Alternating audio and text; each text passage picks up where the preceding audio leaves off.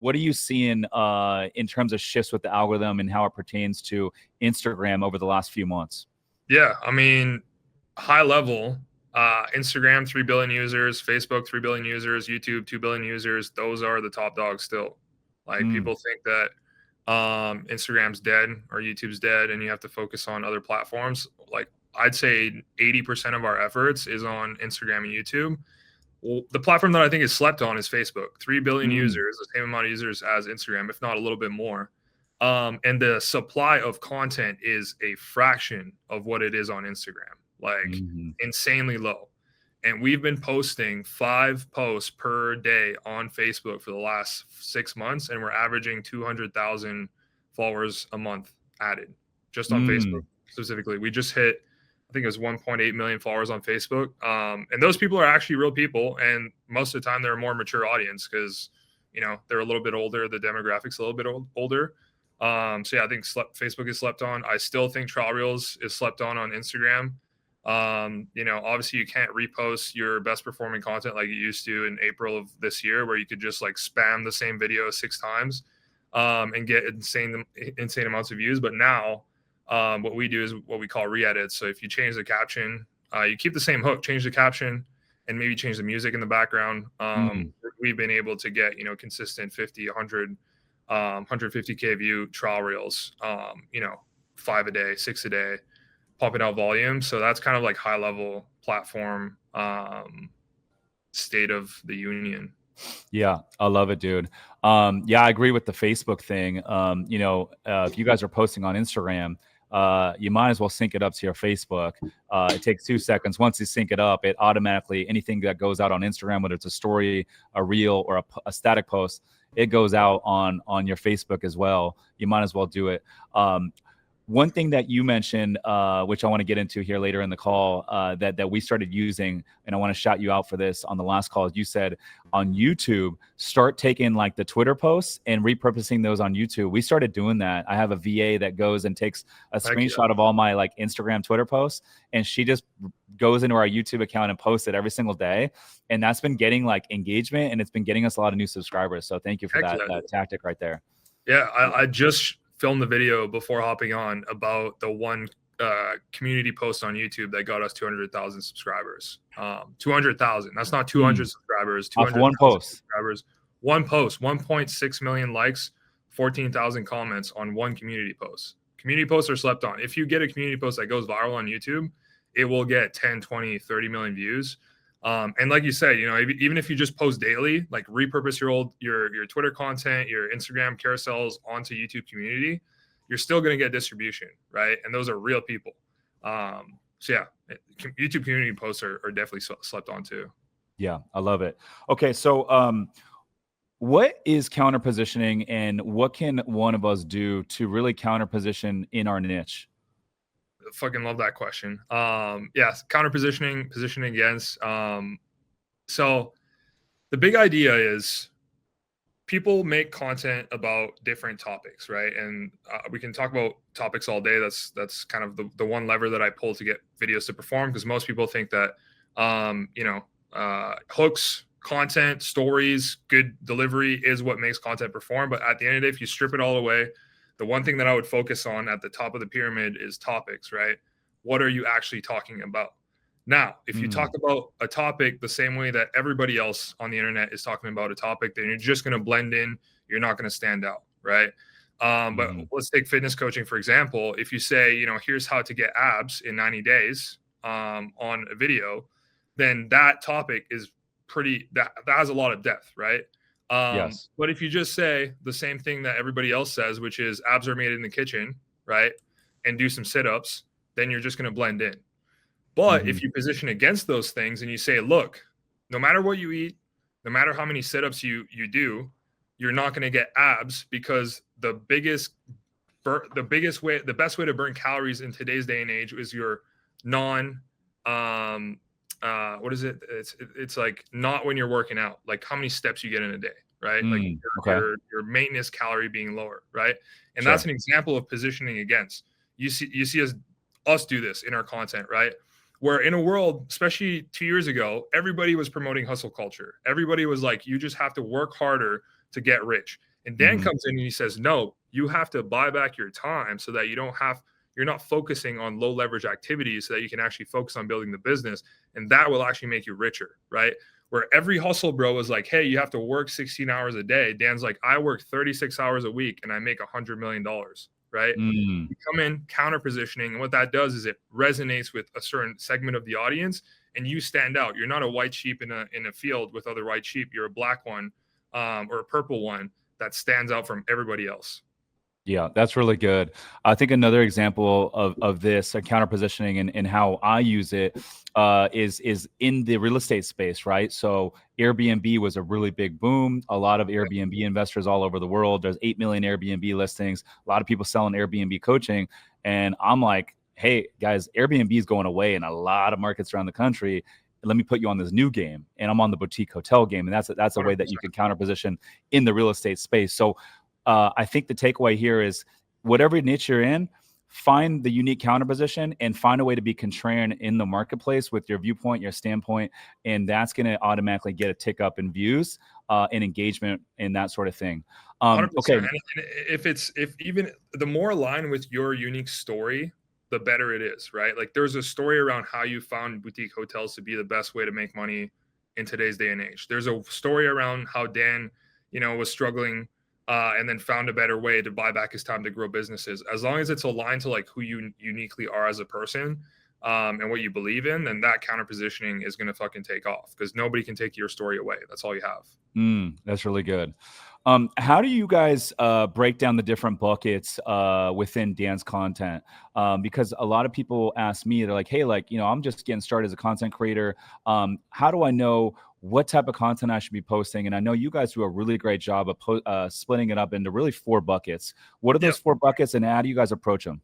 Yeah, so I mean, I think they changed since the last time we talked. So now we have 4 buckets still, but they're business, mindset, relationships, and I think before we had fitness, and now we changed it to AI, because Dan no longer is interested in talking about fitness, and although it has a really broad TAM, and it's still a big part of Dan's personality, we might post a video about fitness here and there. Dan's all in on AI, and all he wants to talk about is AI. So we've split up our 4 content buckets into those content buckets. So business, we talk about business 25% of the time. We talk about mindset around 20-25% of the time. Relationships, same thing, and also AI. The caveat to that is, like, some people will say, like, oh, if you have 4 content buckets, aren't you not niching down to the one thing that you want your audience to know you for, right? But when you zoom out, you realize that, like, oh, Dan is known as the business guy, because that's most of the content that we put out there, right? The business AI guy, the motivation guy, and although we still make relationship content, about his wife, his kids, he is known as a business owner, right? And a business builder. He's also known as a content creator, but a business owner and business builder.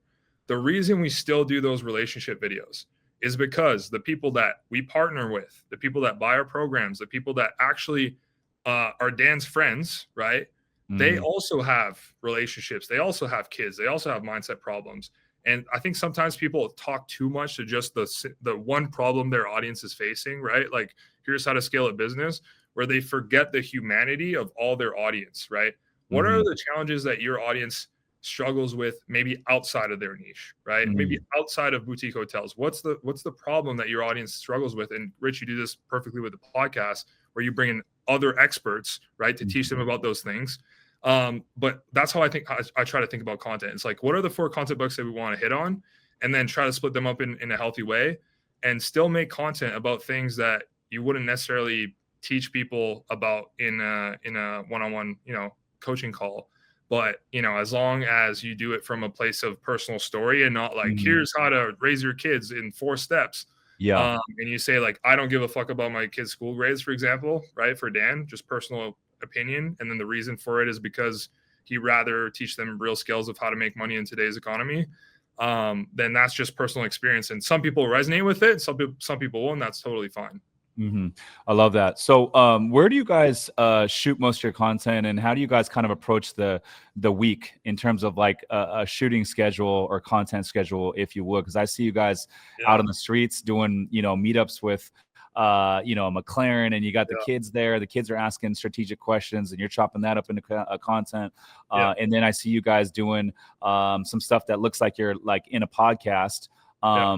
And I know you're asking Dan specific questions, and you guys are testing a bunch of stuff at scale to see what works and doesn't work in his studio or maybe at his office. But how do you guys approach the content schedule, and where are you guys shooting a lot of your content at? Yeah, I mean, great question. I think that's what people forget is like Dan's a real business owner and he's not shooting content 40 hours a week. We on average shoot about 12 hours of content every single month, not week, month.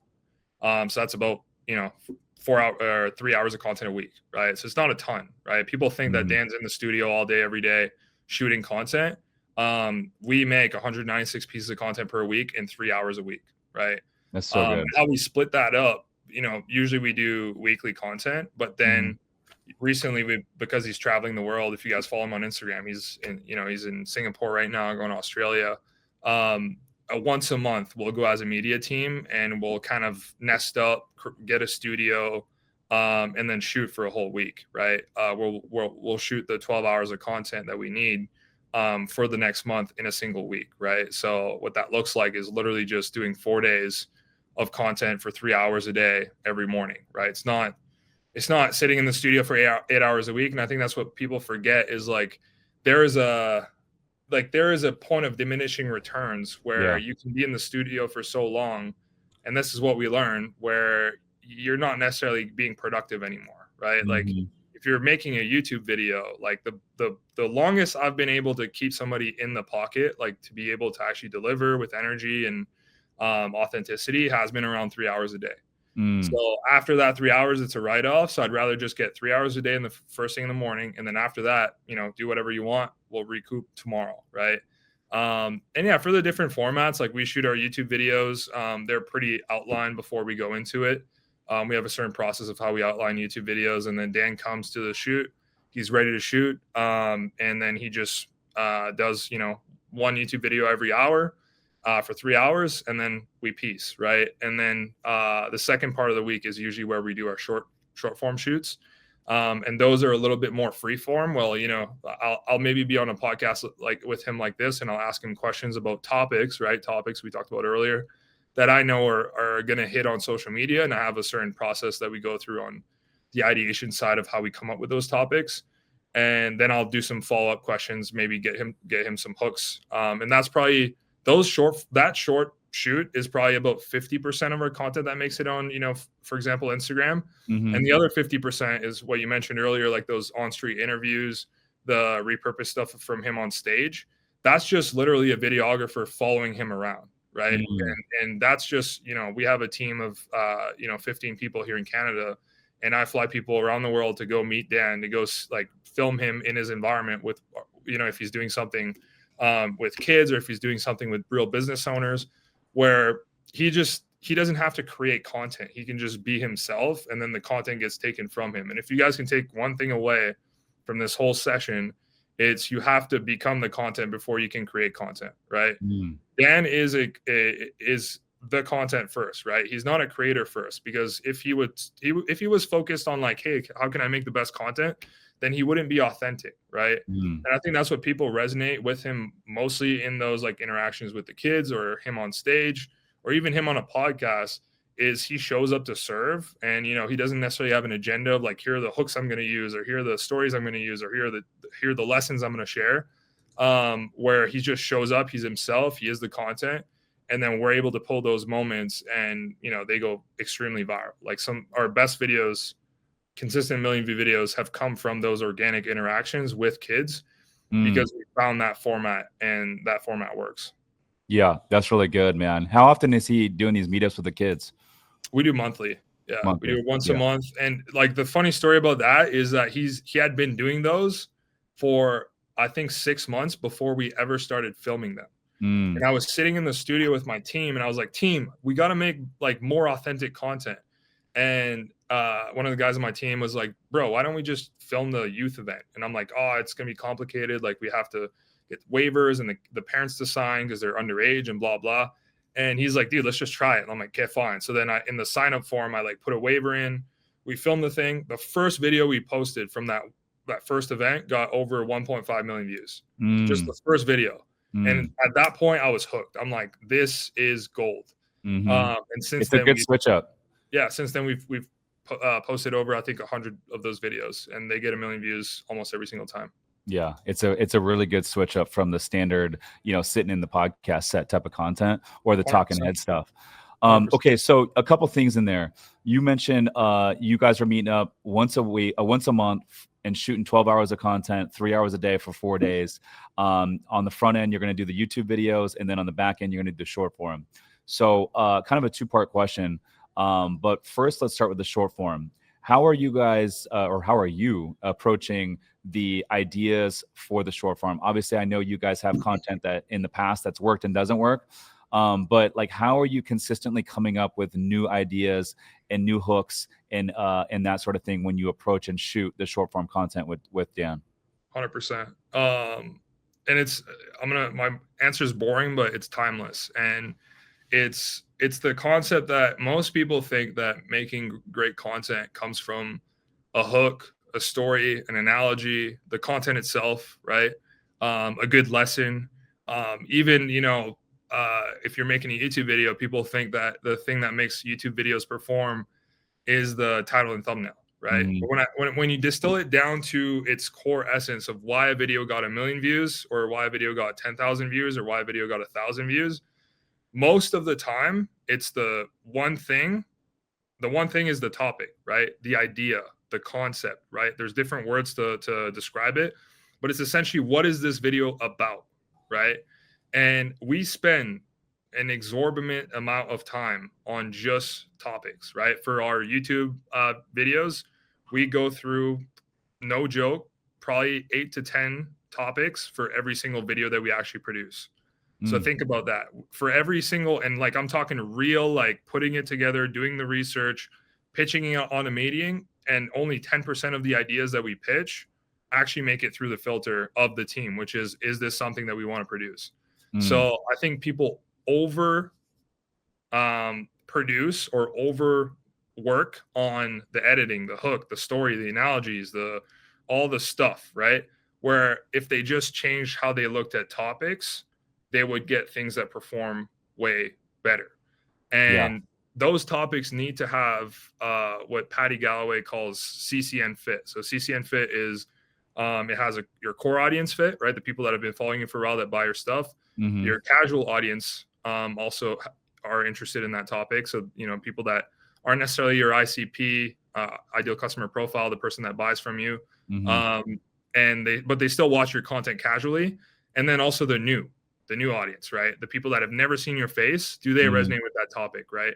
And as long as you can hit your core audience, your casual audience, and your new audience with topics that actually hit, that's when you're going to start to see real results on short form. And if you want, like, I built a custom GPT that you can just drop your niche in it, and you're like, let's say you're in fitness and you drop fitness, and you can see, it'll give you like 25 topics that have high CCN fit.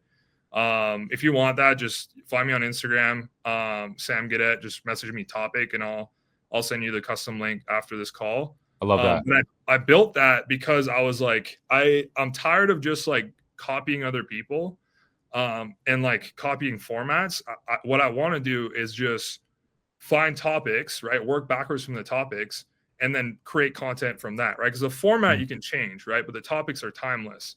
So that's kind of how I think about picking different topics, is they have high CCN fit, and then they also, like, for it to actually perform, my buddy Ronnie calls this EWOC, so effective without context. Like, your first 30 seconds of the video, or call it like 5 seconds of the video, call it the hook, has to be effective without context. So your core casual and new audience, especially your new audience, needs to understand what is going on in this video. I'll give you a super clear example, right? If I say, you need to set up a NAS server to run your media workflow, right? Most of you guys in this room, maybe the technical nerds, are like, oh, NAS server, I know what that is. But most of you guys in this room are probably like, I don't know what he's talking about, right? Not effective without context. But if I said, you need to save your files on a cloud to create a strong media company, right? Mm-hmm. That is a little bit more effective without context, right? Because I didn't use Yes. specific words to like my industry, right? So Mm-hmm. as much as you can do that within your content and not say like you say boutique hotels instead of I don't know like any other industry word that would be like a little bit more complicated. Yes. And as long as you can stick to topics and then the hooks that are effective without context, that's how you get virality without having to dilute your message, right? Because at the end of the day, like the topic is still about business, maybe hotels, maybe it's fitness, but you're not diluting your message. You're just changing the language that you speak about that topic with, right? And if you watch Mm. all the top content creators online, what they do really well is take really complex ideas and distill them into really simple terms. Yeah. So essentially, dumb it down. So the majority of people online, I know Alex Hormozy talks about this all the time. He's like, the average person on social media scrolling has an 8th grade reading level. So he's like, dude, Yeah, like, stop trying to be all like fancy with your words and like articulate all these things that you know. Dumb everything down and then figure out a way to say the same message in half the time. And then that's the golden ticket. that was the biggest struggle. Like when we first started working together, because Dan's from Silicon Valley. Like he literally built software companies. So like Yeah. him speaking in, my MVP, my SI, like he talks Yes. in terms that I've never heard before, right? So when we started making content, we had to pull it back a lot to the point Mm-hmm. where like even if you message me on Instagram for the custom GPT, like I've trained that GPT to only give me topics in a 5th grade reading English, right? So that Mm. it's only giving me stuff that I know I can talk about on Instagram that is effective without context. Mm. You mentioned with the YouTube videos, you guys will come up with 8 to 10 video ideas, and typically only 1 or 2 of them will pass, and you actually move forward with. What does it take for a video for you guys to say this is good enough? Let's actually go and do it, and let's put it out. Yeah, that's a great question.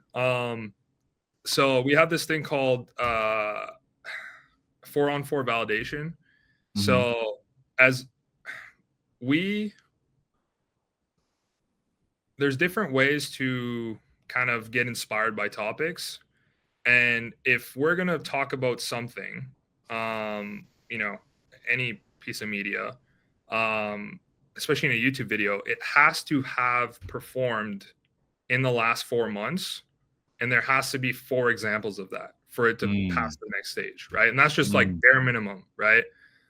So when we in the pitch process, when we do research and we collect all these ideas, we have to find examples. I'm not talking same thumbnail, same title. I'm just talking finding examples of that topic performing, right? So an Yes. example of that could just be like AI tools, right? There's tons of videos on AI tools on YouTube. And every time we do an AI tools YouTube video, it fucking gets 600, 700,000 views, right? I Mm. think our latest one got 1 million views. The reason for that is because it's a really hot topic, right? Mm. But when we first came up with that idea, we had 4-on-4 validations. We had 4 examples of AI tools, getting over 100, 200,000 views on a YouTube video. And then we put that into production.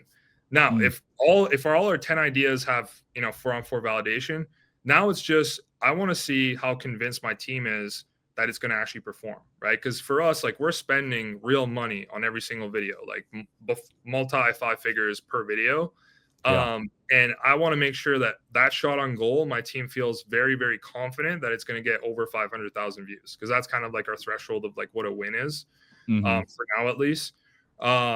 So I want to know, like, do they think that it's going to crush? And if I see any level of hesitation, or if we can poke holes and we see through it, at any point, if I'm forcing an idea, right? I call this like, let's not force this here. If we're trying to put a square box in a round hole when we're in Mm-hmm. the ideation process, we just cut it, because we know that putting a square box in a round hole is only going to get harder as the day goes on, right? Yes. As we get into production, if we shoot the video, then we get to packaging, we're like, shit, why did we actually move that video forward in the first place, right? So Mm-hmm.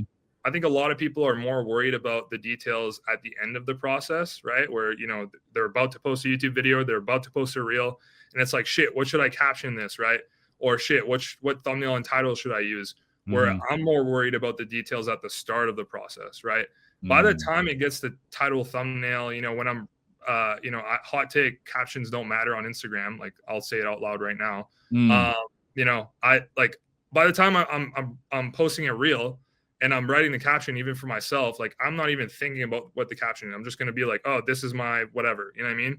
Doesn't matter. But I'm focusing all my attention on the details at the start, so that by the time the media makes it to the end of the production cycle, all the things have been optimized and it's set up for success. The truth is, if you're a business owner or real estate investor and not putting out content, it's going to be hard to compete in 2026 and beyond. I started building my personal brand 3 years ago from scratch, and since we've gone from 4,000 to over 600,000 followers, and today we're averaging 24 million views per month across all the different platforms, and it literally drives 85% of all the leads for my business.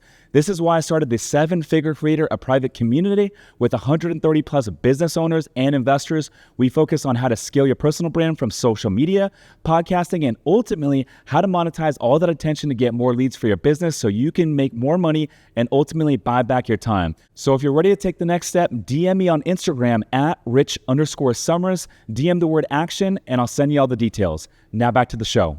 I love that, man. How do you, on this notion, how do you approach the thumbnail and the title for a YouTube video? And are you guys split testing multiple thumbnails when it goes live? Yeah, great question. So couple things on YouTube thumbnails, and I'll try to keep this like, this will be helpful whether you're making content on YouTube or not. So YouTube's all about psychology, right? If you think about how YouTube makes money, is they get more people to watch more videos for longer periods of time, right? So all they want people to do is go on their homepage and then click on a video. That is why the thumbnail and title is so important in a YouTube context, because your YouTube title and thumbnail is essentially your hook, equivalent to a short form video, right? Because when you're scrolling on the For You page on Instagram or on TikTok, you get pulled in by the hook. On YouTube, you get pulled in by the thumbnail and title. That's why it's so important. A few things you want to keep in mind, and I have a few rules that I follow when we're making YouTube content. The first one is 3 elements, right? Any YouTube title or any YouTube thumbnail shouldn't have more than 3 elements. So one element that is always present in all our YouTube titles or thumbnails is a face, and 100% of the time it's Dan's face, right? And you see this in all the best creators in the world. They have a big face on their thumbnail or title, and what that does is it pulls your eye towards it, right? Because we're humans, psychology. We want to lock eyes with other people. If you have a big face on a YouTube thumbnail, it's going to perform. The second element we have on there is text, right? And what you want to do with text is not repeat your title, right? Most people repeat their title in their thumbnail text. What you want to do is complement your title, right? I'll give you a really clear example. Our top video, or a second top video, got over 4 million views. The title is 40 Brutal Truths I Wish I Knew in My 20s, right? And then the thumbnail copy complements the title, right? 40 Brutal Truths I Wish I Knew in My 20s with Stop Giving a Fuck, right? In the thumbnail, right? That's what it says. And what that says to the viewer is 40 Brutal Truths I Wish I Knew in My 20s. One of them is Stop Giving a Fuck, right? We're not saying 40 Brutal Truths I Wish I Knew in My 20s, and then in the thumbnail it says like I wish I knew in my 20s, or 40 Brutal Truths. That's what most people do. And you're missing out on tapping into that psychological need to know more. Because what that does is people wonder like, oh, if that's one of the 40 Brutal Truths, what are the other 39, right? And then the third element that we have in every single thumbnail is some sort of icon, some sort of logo. And that's optional. But if you use a ChatGPT logo or some other things that are familiar on a YouTube thumbnail, then it's going to perform. And the big idea for like titles and thumbnails and even hooks on short form is you want to address the subconscious fears and blockers that people have around the problem. And that could sound like that could have went right over your guys' head, but I'll kind of try to distill it a little bit more. Sure. Our third best performing video was Stop Wasting Your Life - 7 Things I Quit to Go From Broke to Millionaire, right? And then the title or the thumbnail is literally just Stop Wasting Your Life, or Stop Wasting Life, something like that. What that says to somebody, right, that feels like they're wasting their life, or that feels behind, right, that has the fear of failing, that has the fear of trying in the first place, is it overcomes their fear, and it's like, this person has done what I want to do, go from broke to millionaire. And they've done it in a way that, and in the thumbnail, they've put "stop wasting your life." So I feel attracted to that video, right? Because I have the fear of wasting my life, right? So the more you can hit, and you've seen, like, once you see this, you can't unsee it. You go on YouTube, right? Watch any video. Right now, there's a lot around like the recession and like, where the economy is going. And it's like that you have these graphs of like, we're here, and then it's just a big drop, right? Mm-hmm. What that does is it taps into the psychological fear of us not wanting a recession, right? The more you can tap into the psychological fears of people on your YouTube thumbnails, the better it's going to perform. The other side of that is tapping into people's subconscious hopes and dreams, right? Where you see a lot of thumbnails that says, get rich, make money, make fuck you money, make generational wealth, I'll tell you everything, right? Like those titles and thumbnail combinations tend to perform really well, because still there's some people on YouTube that, have aspirations, that have hopes and dreams. And if you talk to those hopes and dreams in your packaging, then you're still going to get videos that perform. So that's kind of the two rules that I try to keep in mind when making packaging. Yeah, that's really good. Okay, so talk to me about your flow with the back end. You mentioned there's 15 on the media team working full time towards building Dan's brand. So how do you guys package? I know on the front end, you're shooting 4 days, once a month. And then how are you taking all that content and then streamlining it the rest of the month to, not only split test and figure out what's going to work, what's not going to work, but also package it up and put out all this content on all the different platforms, all the different channels? Yeah, the truth is I learned it the hard way, because I used to run it from a spreadsheet, and it was trash. But now we have a pretty good, if you guys are familiar with Kanban boards, so it's essentially just like you have cards that represent, a piece of the process. So like a card would be a video. Okay. And then you just have cards move over. And that's like a super simple project management style, but I still love the visual of it, because you can see, where are certain cards in the process. And you can also understand like how many videos you have shot, right? The big idea for content, specifically, like just thinking about workflows and process and how to like stay on time, is like, if you think about it, let's say I shoot a YouTube video with Dan tomorrow. I know that video is not going to get posted until January 25th, right? Because we're always 60 days in advance on YouTube, right? If I shoot a short form piece of content with Dan today, I know that video is not going to get posted until December 10th, right?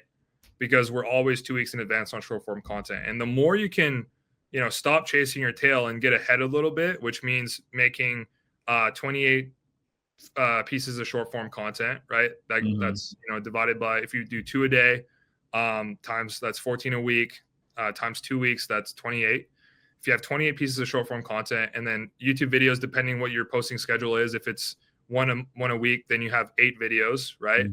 And you're booked out 2 months out. Then you can actually build a system where you can look forward and not be reacting all the time, right? Because I think a lot of people are worried about, what video am I going to post tomorrow, right? What video am I going to post? Yeah, or today. Yeah, some people wake up and they're like, I got to post a video today.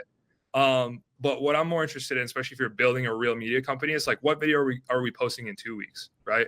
And that's not to say like I won't post, if we shoot a video today and I'm really excited about it, like maybe we'll post it in 2 days, right?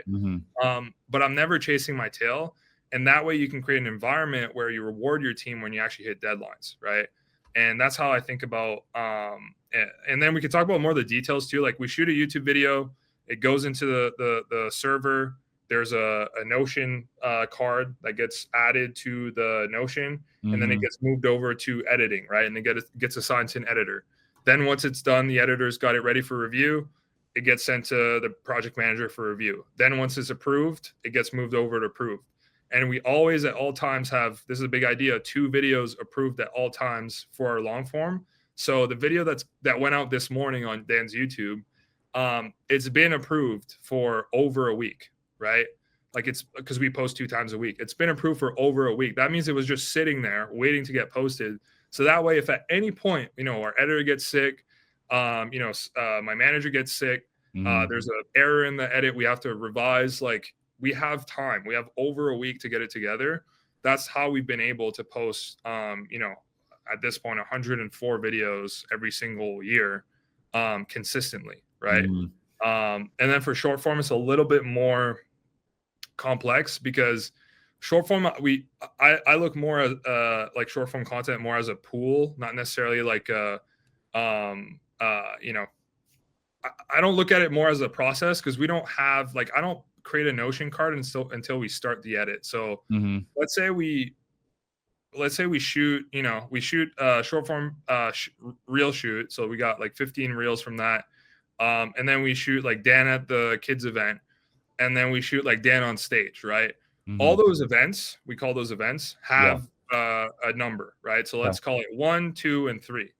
Then that goes into our, you know, Dropbox, Google Drive, whatever you want to call it. So there's folder 1, 2, and 3. And my short form editors, they go into folder 1, 2, and 3. And all they do is try to find the fucking best clip, right?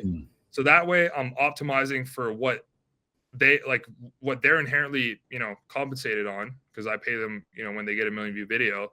They're optimizing for the stuff that they knew was going to perform, right? So they go into that folder, they pick a video out, and they go, I think this is going to be a 1 million view video. And then they start the process of having cards in the Notion doc and then moving it over into approved. Got it. And that's how I think about it. And they have a quota of 2 videos a day, every single day. Are you guys A/B testing still on TikTok or on any platforms for that matter, even trial reels? Yeah, we stopped that about 6 months ago. Okay. It was actually hurting us on TikTok, and we weren't getting clean enough data because there wasn't enough overlap on Instagram and TikTok from all the audiences, because we actually looked at our demographic and we're like, well, our TikTok audience average age is like 21, and then our Instagram average age is like 35. There's no way those people like the same content. So that's when we stopped. And since then, our, you know, performance has gone up both on TikTok and Instagram. What we try to do now is, you know, just like we talked about earlier, is try to pick hooks that are effective without context, that follow the hook framework, that either label people, that either, you know, stress the gap between who they want to be and who they are. But I've trained my team to a point where like we can look at 2 videos and we don't need to split test them anymore. Like most of my team can know which one's going to perform before it actually gets posted. And if we absolutely need to split test something, we'll do it on trial reels so that it stays on the platform that we're optimizing for, right? Because I'm still optimizing for Instagram, Facebook. I'm not optimizing for TikTok, YouTube Shorts, just because, you know, Instagram, Facebook is still underrated in my opinion. And that way we can just test natively on Instagram. Yeah. I'm curious, do you guys do any remixing? Because I know you got a big team and you're shooting a lot. But, you know, for example, we remix a lot of videos, especially this time of year. You know, it's Thanksgiving week.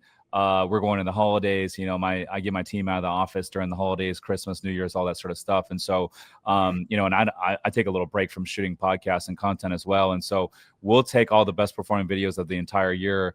We'll remix them. We'll switch up the B-roll. We'll switch up the timestamp a little bit. We'll make it look a little bit different than the original, and then we'll shoot it off again. Do you guys do any remixing? And if you do, what kind of changes or enhancements are you typically making before you fire it off? Dude, I think it's gonna be your best performing week.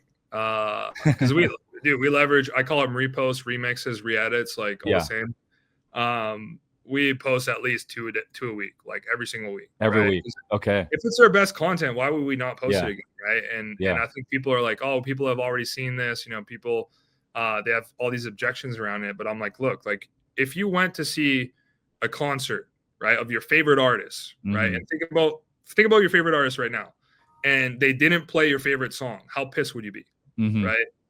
I think about content in that same way, right? If you have your greatest hits, every single person in this room has that for themselves. You should want to play those greatest hits at least, you know, for every single piece of content. Like I try to not do it more than once a month. You know, once a month is a little bit heavy too, but you want to cycle in your greatest hits so that people keep coming back for more. And guess what? Like it got 1 million views the first time, it'll get 500K the next time, right? It'll get 250K the next time after that. Sometimes I've had re-edits outperform the original. Original, just because of the way the algorithm felt that day, and like maybe the way the person re-edited it. But that is, I think, is an underrated tactic that a lot of people use, all the best creators, and most of it goes unnoticed. Yeah. Yeah. And that's interesting. You guys are doing it a couple times a week. Because when we get in the holiday season, like last year, for example, I posted like a couple straight weeks of like just remixes, and my count never grew faster than it did those 2 weeks, right? And Yeah. so, Yeah, dude. It's your greatest hits, man. yeah, That's why I think your next 2 weeks are going to be fucking your fastest growing weeks. uh, You're posting all the best content. yeah, That being said, like you don't want to overdo it. Like I've seen people overdo it where like if you do it for, let's say hypothetically you do it for 2 months straight, like people will start to comment and be like, what the hell, like this is all old content. hmm Yeah, if you do it tastefully and you're not too annoying about it, it's a great growth strategy. yeah.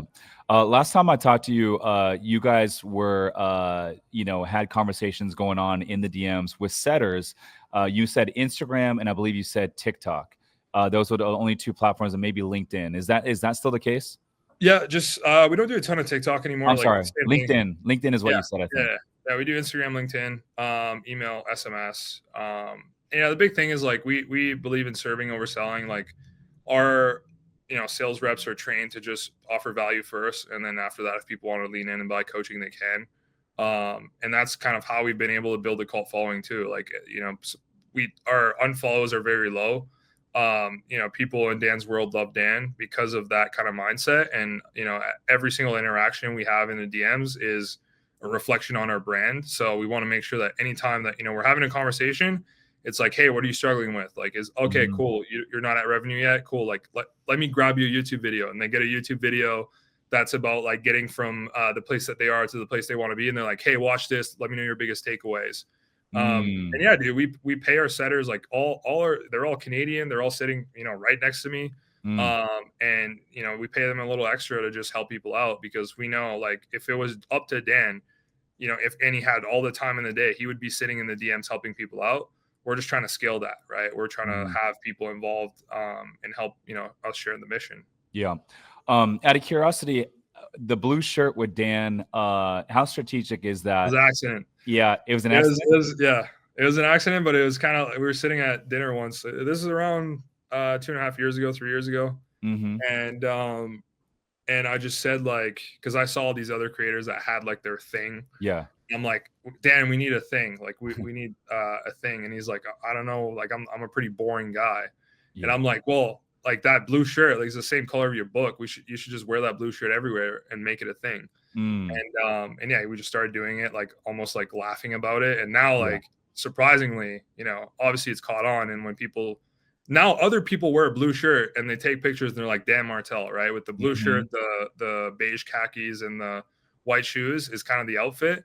And yeah, Dan always said a joke, like if people can't dress as you at Halloween, you haven't really built a personal brand. So I love that you've got the hat and that's kind of your brand. So yeah, I always think that it's cool that we kind of had a thing, but it was an accident. It wasn't like calculated, like, hey, let's get a blue shirt. I was just like, it'd be funny if you did it, and then it actually worked out. How important do you think that is for someone new building their personal brand to kind of figure out, identify whatever the thing might be? Alex Ramosi has the wife beater and the Crocs in every single video. Ryan Pineda up until recently was dyeing his hair all crazy colors. Grant Cardone's got the private jet and all the apartment buildings he's always flexing. How important is it for you to have your thing, whether it be small or just something simple like a blue shirt? I think people look at like this and they assume that it's all that, but like sometimes that could just be like the color of your thumbnails, right?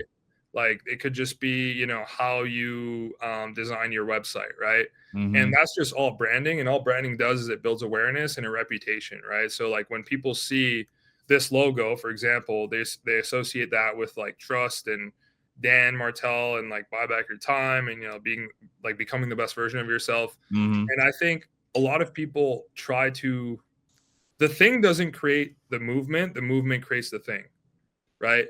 The Dan, like the blue shirt didn't create Dan created the blue shirt, right? And the association to the blue shirt was associated to Dan because he became Dan Martell, right?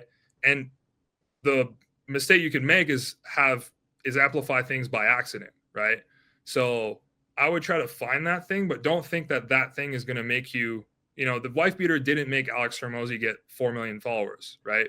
Alex Hormozy made Alex Hormozy get 4 million followers. Yeah. And then the tank top and the Crocs and the nose strip gets associated to him, right? So I think obviously it's important to like build familiarity, and you want your audience to kind of like have a certain association with you. But I think that happens, you know, secondary to you becoming a person of like success, and then people associate that to you.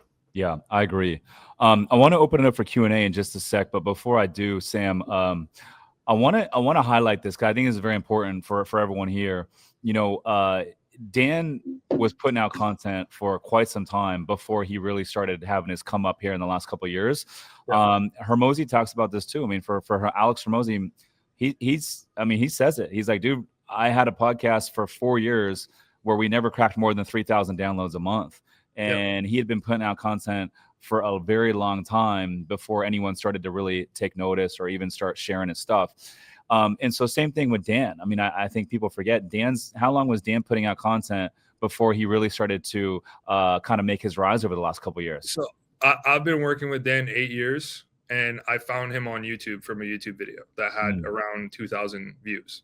So Dan had been making content 4 years before I met him. So Dan, like, total time is 12 years, and he's been doing it 12 years every single, and that's just YouTube. Like if you count blogging, he's been writing blogs since I think it's 2012. So 13 years, right? And you guys came on the pod. You and Dan came into my studio November of 2023. And he had 170K on Instagram then. I don't know what he was at with other channels, but that was really before the big come up. And so you guys have really built the majority of this here in the last couple of years. But I really want to highlight this for everyone because you know, I think the saying is true. It's like it starts slow and then it goes fast. And I think the biggest number one key is like you just got to keep going, and you got to stay consistent and just consistently get 1% better every single week. 100%. Took us 10 years to get to 100,000 subscribers on YouTube. 10 years. Damn. How many videos was that? It was 50 videos per year times, so that's 500 videos, right?